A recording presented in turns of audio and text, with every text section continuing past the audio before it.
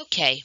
In light of the Panic of 1893, um, business, panic being an economic recession, business leaders and people looking to expand the economy were thinking maybe going and getting foreign territories, opening up new markets would be really good for business.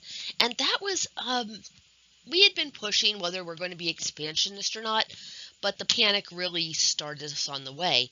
So here's a picture of Uncle Sam being served all the potential bill of fare, the things on the menu by President William McKinley. So from, the 1800, like 1809, we were really wanting Cuba. It was like the pearl of the Caribbean, and we knew it would be a strategic place. We wanted it. Of course, Puerto Rico, the Philippines, Sandwich Islands, all these places were really, really rich in raw resources that we could bring in. We would manufacture value added. So bringing in lumber from these places, we could take it to our northern manufacturers and they could sell it back as rocking chairs and bed frames. From Cuba, of course, chief export being sugar, we import all this sugar. Same thing in Puerto Rico. We import all this sugar cane and refine it, and then we sell them back candy. And so we would have not only these places to get cheap labor, to get raw materials, but because if we take them in as colonies, now they won't have import tariffs against us, so we could use this as a new large consumer base. So getting these places was critical to us. Well, that's not true. It's not critical to all of us. McKinley ran on expansionism. He ran against William Jennings Bryan, who was like, yeah, we're not going to do this expansionist business. We're going to deal with getting currency, specie to the western states, to the southern states. We're going to build up infrastructure. We're going to deal with the domestic issues we have to deal with. And McKinley's like, nope, colonies, colonies, colonies. So the first place we ended up taking is, okay, did anybody remember I told them about what was going on in Texas? In Texas, a whole bunch of people from the United States moved into North Mexico, and North Mexico's like, we're going to tax you, you have to release your enslaved people, and they're like, nope, we're free. And they fought for freedom to have the Republic of Texas, and then they contacted the United States, said, hey, by the way, will you please annex us? And it's like, oh, sure, you can be a territory of the United States now. Sure, let's do this. This is exactly what was happening in Hawaii, except remember, this is now 40 years after the Civil War, give or take. A whole bunch of rich people bought land in Hawaii from the United States, set up the sugar and pineapple plantations, and then they demanded a seat in government. And at first the Hawaiian government is like, no, Hawaii is for Hawaiians, you can't have a seat in the government. But they kept pushing and pushing over a bunch of years. They got a seat in the Hawaiian parliament, and then they were able to pull enough power to themselves where they were able to depose Queen Liliuokalani and said, sorry, you're no longer Queen of Hawaii. We're now in charge, and we're going to be an annexed territory of the United States. So then the United States said, okay, yes, please, Hawaii, you are now part of the U.S.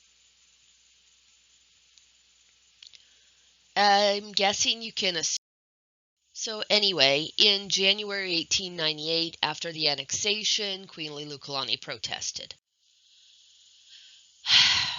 But it didn't go anywhere. We did annex Hawaii.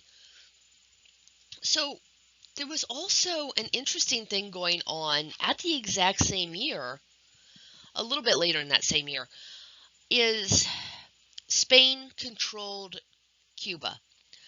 Spain had a bunch of colonies, just, you know how England had colonies that we were a part of, and we revolted, we didn't like that. Spain had colonies, Portugal had colonies, everybody did. It was them playing hungry, hungry hippos with the globe. So there started coming out of Cuba a whole bunch of protests, like the Cuban population. I'm not going to say the indigenous Cubans, because there were indigenous Cubans before Spanish colonization that they did intermarry with the Spanish, and so there was a Cuban population that was from there, and they were upset that Spain controlled all the land, that they were working as peasants on their own land, that they didn't have any control over it. So they were, as seems to be normal for this 100-year period, they were revolting. They wanted to be shot of the colonization. And we had newspaper writers writing all kinds of stuff about the barbarity of Spain, how evil they were. And it's like, we need to get Cuba for the Cubans. We need to help them in their war for independence. And yellow journalism was, you know how like CNN and Fox News are always giving us these sensational headlines that are very partisan, both of them. Like the media for the left is giving us this kind of information, the media for the right's giving us this. This is not new. The 24-hour-a-day news cycle coming into our houses is new, but it was being done through newspapers at the time. So yellow journalism was very, very partisan. They had kind of bogus headlines, making you feel a way. You know, clickbait. So one of the newspapers really wanted us to become a colonial power, really wanted us to expand our territories and become the American Empire. And so they were pushing, look how evil Spain is, look how evil Spain is. And they got us to think, okay, the Spanish are the most evil creatures on the planet, we need to end this. Of course, the truth was somewhere in between. Yes, the Cuban peasants were getting a really bad deal. But we were down there, we sent warships down into Cuba, and the Maine was one of those ships, and kaboom, exploded. So there was hold on, it's dehumanizing to make them feel better for killing people. Yeah, it is absolutely dehumanizing. But that's the way propaganda works. You can't have an enemy you agree with. They had to, if they wanted their way, they had to dehumanize them. So, anyway, our ship exploded, killing a lot of sailors. And so the headline, I don't want to try to pull it up right now, but the headline is Spanish bomb or torpedo? ? And it made people think, oh wow, Spain is now attacking our ships. This is evil. And they offered like a $10,000 reward for anyone who could bring them proof that Spain is the one that did this attack on our ship. Turns out it was a coal-powered steamship and the boiler exploded. But main boiler explodes isn't going to sell nearly as many papers or get the newspaper, it's not going to get the newspaper owners' agenda of going to war to Spain pushed through. So Spanish bomb or torpedo, question mark. They're not lying, saying that the Spanish bombed us. They're saying, hey, this is a question. Was it a bomb or torpedo that attacked us? Wink, wink, nudge, nudge, make you think this thing. So the catchphrase, remember the Maine, was like our rallying cry to get us to go to war against Spain to liberate the Cubans from this oppression. Resolutions adopted by practically unanimous vote, which looked to the oppressed island's freedom from Spain's rule. So, yeah, we went in. This is a drawing of Teddy Roosevelt. So Teddy Roosevelt was junior Secretary of the Navy or Assistant Secretary of the Navy? One of those two titles. But he knew that this would not bring him glory. I told you I'd tell you about Roosevelt. So he quit his commission as the Junior Secretary of the Navy and formed his own troops. After his wife and mother died on Valentine's Day of the same day, he was really sad. So this was years before. He quit working in New York politics, and he ran off and became a cattle rancher out west for a few years and knew all kinds of really burly guys in the American frontier, all kinds of frontiersmen. He also was like friends with dentists and politicians in New York, so when he quit his Secretary of Navy job, he gathered himself his own troops and made a band called the Rough Riders to go liberate Cuba. Can you imagine forming your own military squad? Isn't that awesome? Anyway, so they engaged in what became known as the Splendid Little War, which is terribly rude, honestly, because a lot of people died in that war, but very few Americans died. And so, yeah, it only lasted like 6 months and few people died. This is splendid. And so one of the cabinet members came up with that phrase. So, anyway,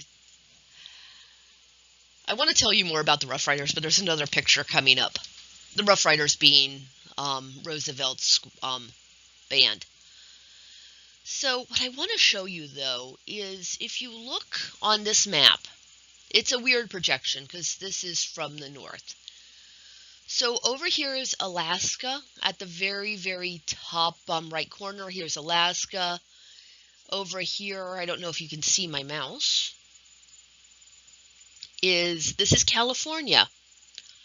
We, more than anything in the world, wanted to open up trade and have as someone to get raw material from and to sell our goods. We wanted to open up the China market. China is right here, like towards the very center of this circle.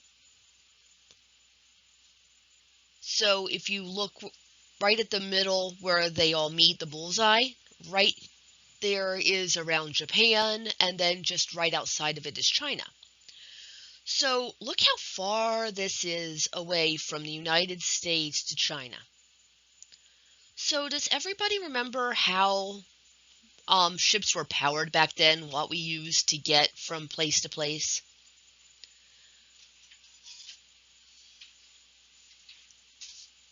Anybody know the fuel source we used?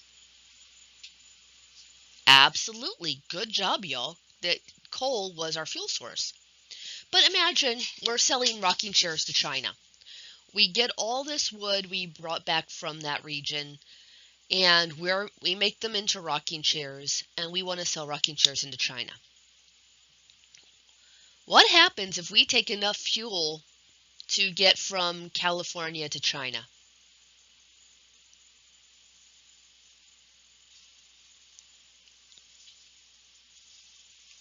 If we have enough coal to get from there to there, we can't take nearly as many rocking chairs, right?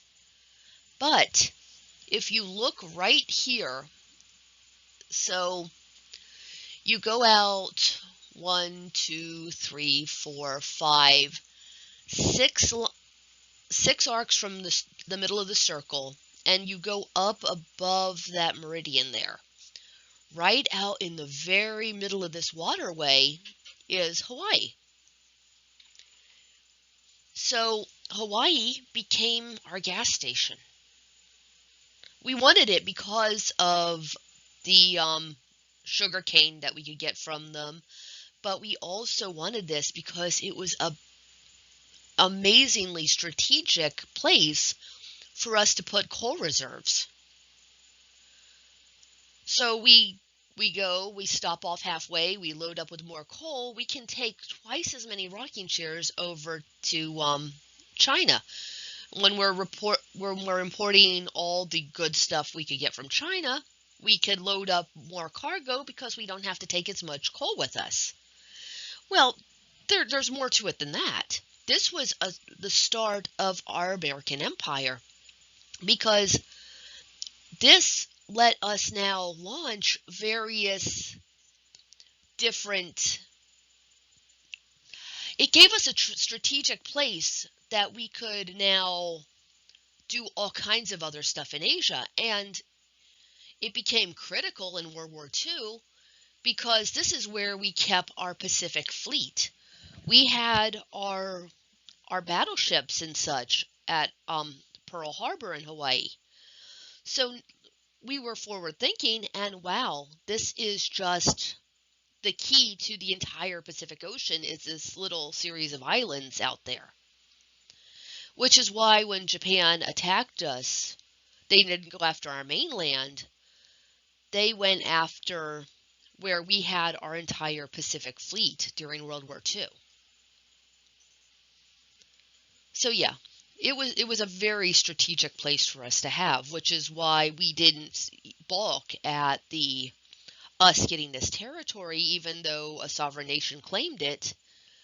We needed it.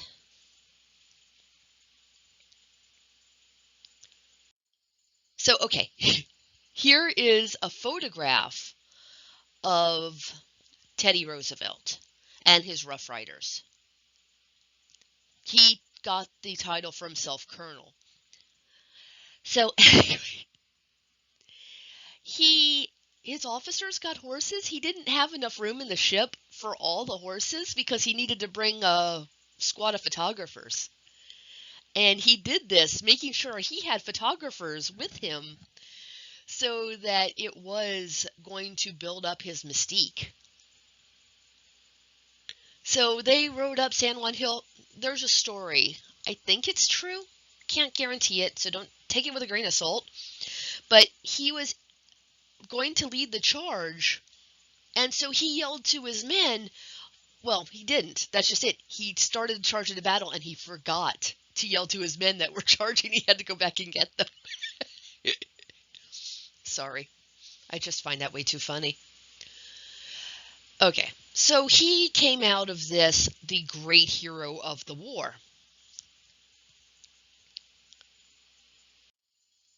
But not everybody thought that this was a good idea. There were a lot of different people in the anti-imperialist league that thought we shouldn't be doing this. And so the election of 1900 was more of a mandate. Are we going to keep expanding and become a colonial empire? Because the McKinley, William Jennings Bryan was, are we going to do this or not? But then 1900 is, yeah, we are expanding. We are doing great. And people are like, yes, we need this expansion. Our economy had tanked in the recession of 1893. We need this, we need this, we need this. But the Anti-Imperialist League, and one of the leaders of the Anti-Imperialist League was Mark Twain. And he was a generally good guy. He's like, I know. We didn't want oppressive people from outside of our country telling us what to do. We shouldn't do this to other people. And then there's people like William Jennings Bryan who are like, no, we need to fix the United States.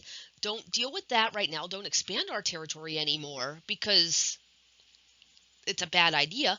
And then you had racists who are like, you do know if you colonize Puerto Rico and the Philippines and all these other places, we're going to change the complexion of the United States. And so all these different groups of believers, so people who don't want to do it for noble purposes and people who don't want to do it for economic purpose, they're all working together. But generally the public's like, yeah, more money. We're an empire now. Woot. So, yeah, the anti-imperialists sinking under the quicksand of public opinion. But, oh, I didn't tell you the best part of what we got out of the Spanish-American War. So remember how we freed Cuba? We liberated them from their Spanish oppressors? Okay. So, us liberating from the Spanish oppressors, we put in place the Teller and the Platt Amendments. And what was going on here is you are free, but because we helped you so much, we need you to put into your Constitution that you need to consult with us and get our okay on every law that you make. So everything you do, Cuba, needs to now be approved by the United States. So, yeah, we freed Cuba. Anyway, that's beside the point. The point is, out of this, because Spain was beat, as I said, the Splendid Little War lasted 6 months.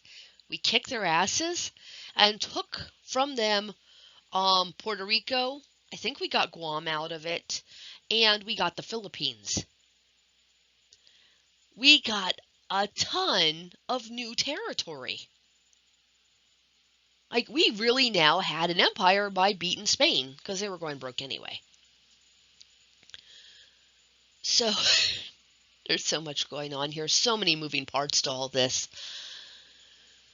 So, that was in 1898. So, McKinley ran again in 1900. He did good. People liked him.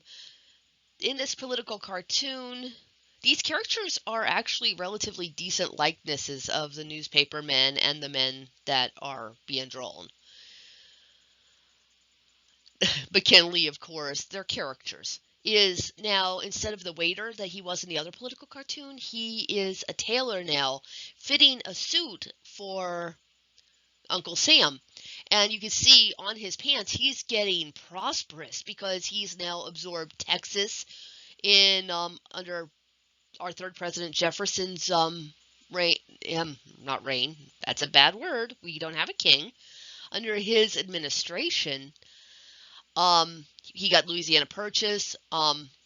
Right after the Civil War, we got Alaska, we got Florida from Spain, we got California, we got Hawaii, we got Puerto Rico. He's getting too big for his britches. He's expanding.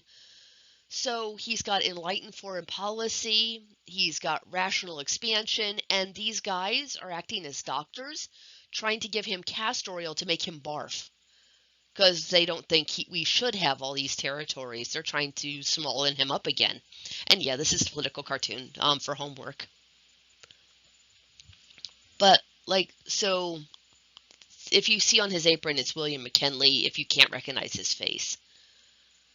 And these are the Anti-Imperialist League. So he's getting bigger and bigger with all this territory. And most people think, hey, it's a good idea. So, U.S. possessions by 1900, and then the red is after the Philippine-American War. So, by the way, remember how we got the Philippines in 1898? Guess what? The Philippines didn't like that idea. They fought with us. Yeah, we'll be free of Spain. Woohoo! Wait. William Howard Taft's our imperial governor? I don't wanna. No. And so they spent a good few years fighting us. It was a very, very costly war. A lot of people in the Philippines died. So, yeah, they didn't want to be part of our empire. But look at this. This map shows all the places that were under our control by 1906. Isn't that wild? How much land that we had by then?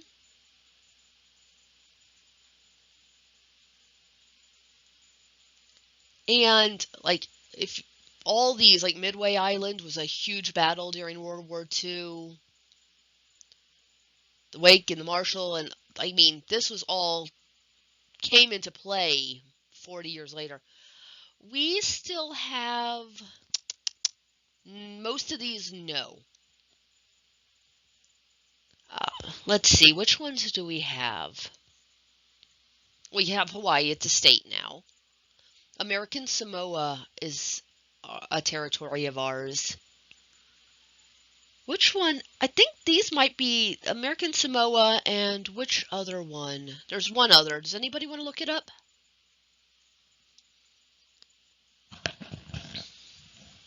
It, I don't think it's Guam. We have a couple of territories, and they don't have senators. They don't have this representation in our Congress, and they can't vote for president. Of course, they don't have to pay taxes. Oh, well, we have Puerto Rico. Yeah. So it might just be Solomon's and... Do we still have the U.S. Virgin Islands? Who wants to fact check me?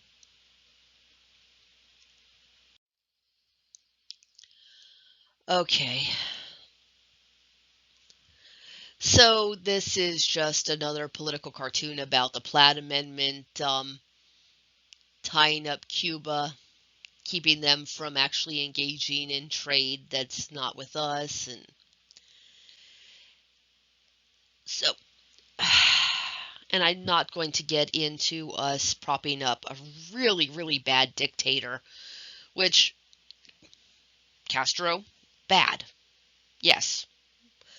But the guy he replaced was a horrible nightmare of a monster too, and we kept him in place for years. And so the Cubans rightfully wanted to have a revolution, and so we were keeping this evil dictator in place who was just killing people right and left with nobody calling him down about it. So Cuba had a revolution, and our guy Franco was it? No, it wasn't Franco. Give me a minute. Don't worry about it, because it's not on the test. But we were originally backing him, but he was so gross and such a monster that we withdrew support. Yeah, I know, Ferdinand Franco's fit. I'm well aware of this. What was his name? Because it doesn't sound like... It sounds more like a French name to me in my head for the Spanish... Baptista. Yeah. That's it. Baptista doesn't sound like a Cuban leader to me. Sorry. Yeah, so Castro went in and overthrew Batista, but we had withdrawn our support a little bit before that because he was such a nightmare. But at the time, Castro was kind of communist, not full communist. He said, okay, United Fruit, we would like to buy this land. We said, hell no, absolutely not. This is our land that we own. He's like, but the Cuban people are working as peasants on their own land. We really want it. And it became a back and forth so bad that we pushed Castro into bed with the Russians. We created our own worst enemy and made it so much worse than it could have been. Yeah, Che Guevara and Castro were responsible for a lot of deaths, but by saying absolutely not, we are going to stand with United Fruit and the sugar plantations, I think we made it worse.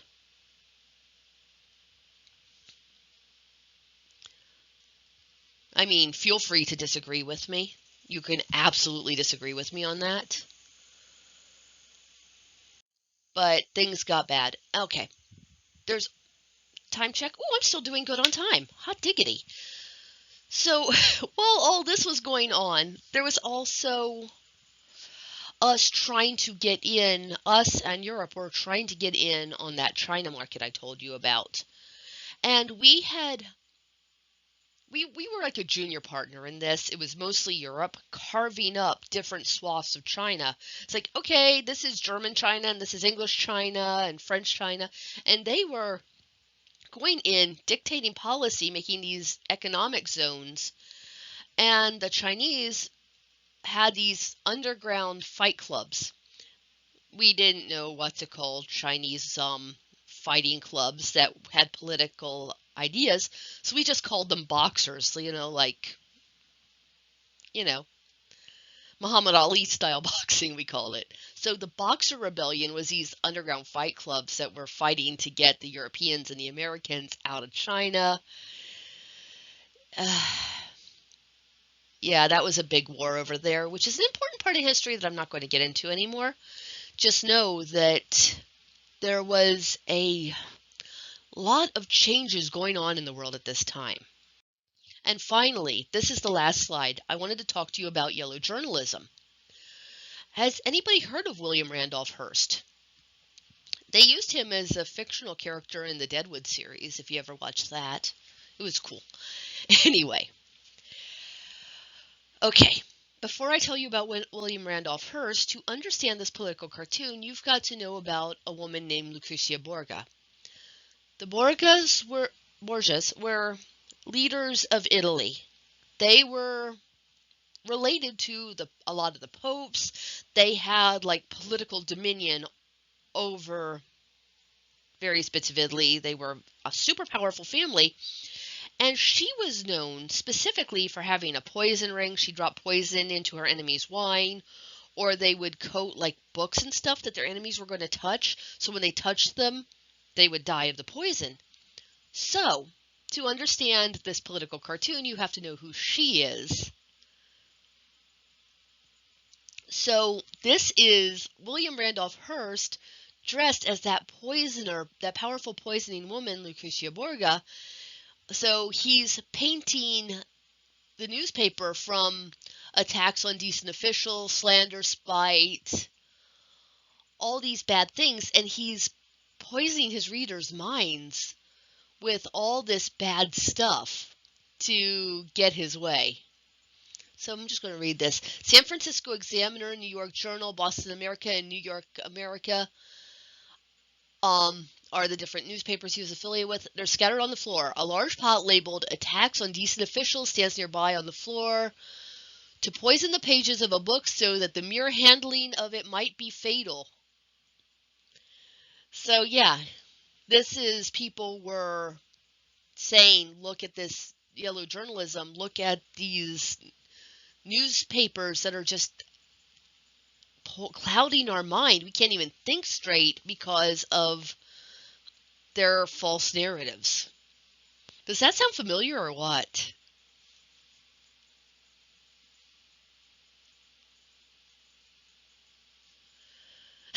I mean, nothing really ever changes. It's just a delivery mechanism. So, yeah, I want you to know in this time how important the news was, just like it is now, and it was just as clickbaity as it is now. Except we didn't have clicks, so it wasn't the word. So that's it for our American Empire.